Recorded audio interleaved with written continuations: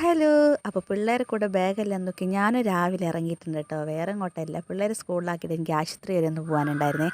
അപ്പോൾ രാവിലെ 2 ഓട്ടോ വിളിച്ച് പൈസ കളയണ്ടല്ലോ എന്ന് ഓർത്ത് നമ്മൾ പിള്ളേരെ കൂടെ ഇറങ്ങിയിട്ടുണ്ട്. അപ്പോൾ ആ നേരത്ത് പോയി കഴിഞ്ഞാൽ നമുക്ക് വേഗം പോയിട്ട് വരാമല്ലോ എന്ന് വെച്ചിറങ്ങിയ കേട്ടോ. അപ്പോൾ അവളുള്ളതുകൊണ്ട് അവളെയും കൂട്ടി ഇറങ്ങിയിട്ടുണ്ടായിരുന്നു. എവിടെയും പോകാമെന്ന് പറഞ്ഞാൽ പിന്നെ പാത്തുവിന് ഭയങ്കര ഉത്സാഹമാണ്. എങ്ങടാണെങ്കിലും പുള്ളി ചാടി ഇറങ്ങിക്കോളൂ. അപ്പോൾ ഓട്ടോ എല്ലാം വിളിച്ചിട്ട് ഞങ്ങൾ താഴോട്ട് ഇറങ്ങി പോയിട്ടില്ല. അവിടെ നിന്ന് വെയിറ്റ് ചെയ്യണല്ലോ. അപ്പോൾ ചെന്നിട്ടുണ്ടെങ്കിൽ ഓട്ടോ വന്നിട്ടുണ്ടായിരുന്നേ.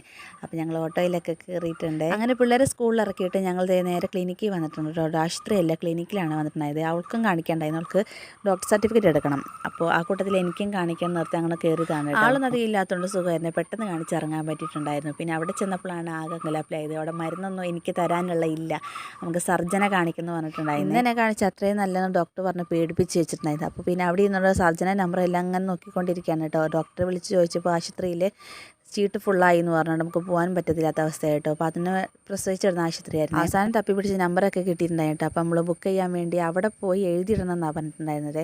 അപ്പോൾ ഞങ്ങൾ അങ്ങോട്ട് പോയിക്കൊണ്ടിരിക്കുകയാണ് കേട്ടോ. അങ്ങനെ അവിടെ എല്ലാം പോയി ഞങ്ങൾ എഴുതിയെല്ലാം ഇട്ടിട്ട് തിരിച്ച് ഞങ്ങൾ ടൗണിലോട്ട് എത്തിയിട്ടുണ്ട് കേട്ടോ. അവിടെ താമസം ഉണ്ടായിരുന്നില്ലേ, നമ്മൾ ഫോം വിളിച്ച് ബുക്ക് ചെയ്യുകയാണ് ചെയ്തത്. ടൗണിൽ ഇറങ്ങിക്കഴിഞ്ഞാൽ പിന്നെ ഇല്ലാത്ത വിശപ്പും താക്കായിരിക്കും കേട്ടോ. അപ്പോൾ പിന്നെ പറയേണ്ട ആവശ്യമില്ലല്ലോ, പൈസ ഞങ്ങളുടെ കയ്യിലുണ്ടെങ്കിൽ പിന്നെ നോക്കുകയും വേണ്ട. ആശുപത്രിയിലോട്ടുള്ളതിനേക്കാളും കൂടുതൽ അവിടെ ആയിരിക്കും തീരുന്നത്. ആദ്യം കയറിയ ബേക്കറിയിൽ അപ്പോൾ ഷെയ്ക്കിൻ്റെ ഒന്നും ആയിട്ടുണ്ടായിരുന്നില്ല. അപ്പോൾ ഞങ്ങൾ തൊട്ടപ്പുറത്തുള്ള അടുത്ത ബേക്കറിക്ക് ഉണ്ട്. അപ്പോൾ അത് അടിച്ചപ്പോൾ ഭയങ്കര അലമ്പാണ്. അതേ പുള്ളി നല്ല ഉറക്കമുള്ളൊരു സമയമാണ്. ഈ സമയത്തൊക്കെ ഉറങ്ങുന്നതാണ് കേട്ടോ. ഞങ്ങൾ ഇത്തിരി താമസിച്ചിട്ടാണ് പോയത്. കാരണം അവിടെ ചെന്ന് നമ്പർ എല്ലാം തപ്പിപ്പിടിച്ചെത്തിപ്പേക്കും വൈകിട്ടുണ്ട് കേട്ടോ. അപ്പോൾ വൈകുന്നേരമാണ് പോകേണ്ടത്. വൈകുന്നേരം ഞങ്ങൾ പോയിട്ടുണ്ടായിരുന്നേ.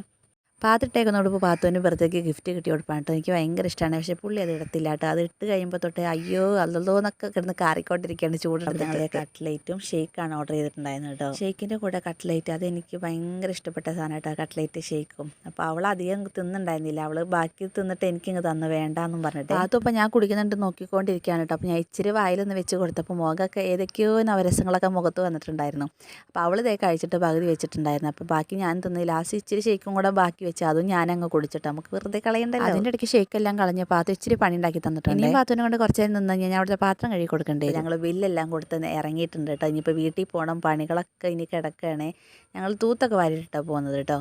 അപ്പോൾ ഇന്നത്തെ നമ്മളെ കുഞ്ഞു വീഡിയോ ഇത്രയേ. പുതിയ കൂട്ടുകാർ ചാനൽ സബ്സ്ക്രൈബ് ചെയ്ത് സഹായിക്കണേ. നല്ലൊരു വീഡിയോ ആയിട്ട് പിന്നെ കാണാം കേട്ടോ. ബൈ, അസ്സലാമു അലൈക്കും, ടാറ്റാ.